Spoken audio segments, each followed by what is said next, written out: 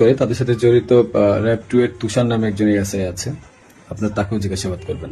তো আমি বারবার বলছি যে আপনার কাউসারকে ধরেন, আমি শিওর এ আমাকে ফাঁসানোর পিছনে ওর অনেক বড় হাত আছে এবং সে জানে যে কাজ কাদের।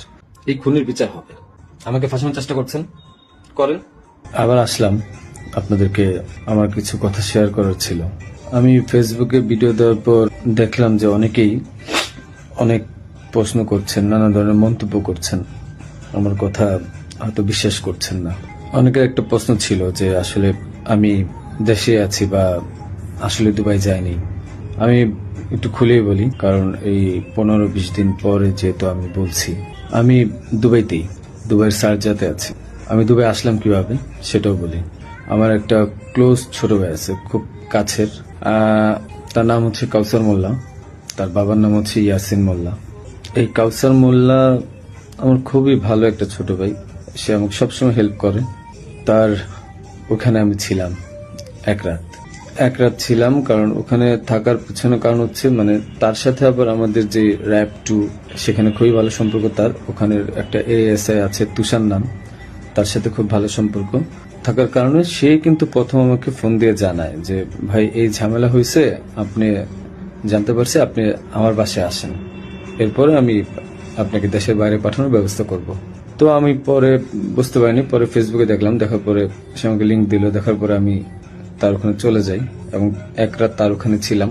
তার বাবা ইয়াসিন মোল্লা মোটামুটি পাওয়ারফুল লোক আর টাকা পয়সা আছে অনেক। তো এই কাউসার যেহেতু র্যাবের সোর্স হিসেবে কাজ করে, সে আমাকে হেল্প করছে, অনেক হেল্প করছে, আমি ওখান থেকে চলে আসতে পারছি। আর এই কাউসারই কিন্তু আমাকে হাদির সাথে পরিচয় করে দিছে। আমার কাজের জন্য কাউসার মোল্লা আমাকে হাদির সাথে পরিচয় করায় দেয়। আমি তার নামটা কেন বললাম, কারণ আমার তাকে সন্দেহ হয়েছে।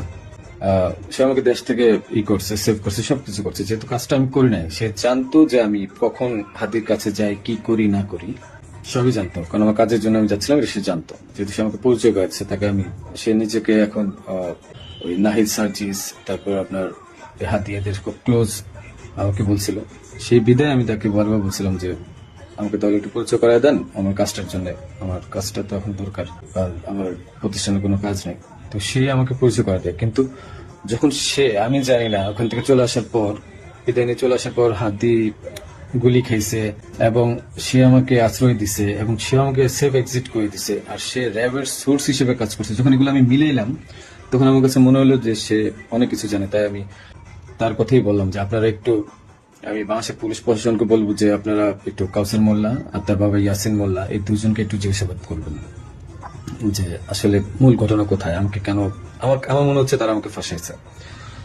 তো এটা গেল। তাদের সাথে জড়িত র্যাবের সোর্স হিসেবে সে কাজ করে, তাদের সাথে জড়িত র্যাব 2 এর তুষার নামে একজন এসআই আছে, আপনার তাকেও জিজ্ঞাসাবাদ করবেন। এখন আমি আরেকটা কথায় আসি।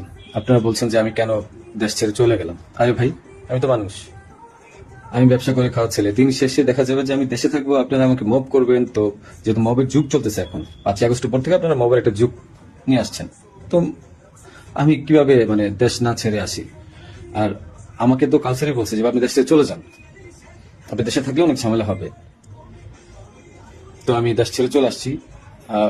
পরবর্তী জানতে পারছি এই কাউসার র্যাবের সবার সাথে ঘুরে ঘুরে মানে মোটামুটি র্যাবকে ব্যস্ত রাখছে এবং আমার ফ্যামিলিকে সেই মোটামুটি ইনফরমেশন গুলো দিচ্ছে। তো আমি বারবার বলছি যে আপনার কাউসারকে ধরেন, আমি শিওর এ আমাকে ফাঁসানোর পিছনে অনেক বড় হাত আছে এবং সে জানে যে কাজ কাদের।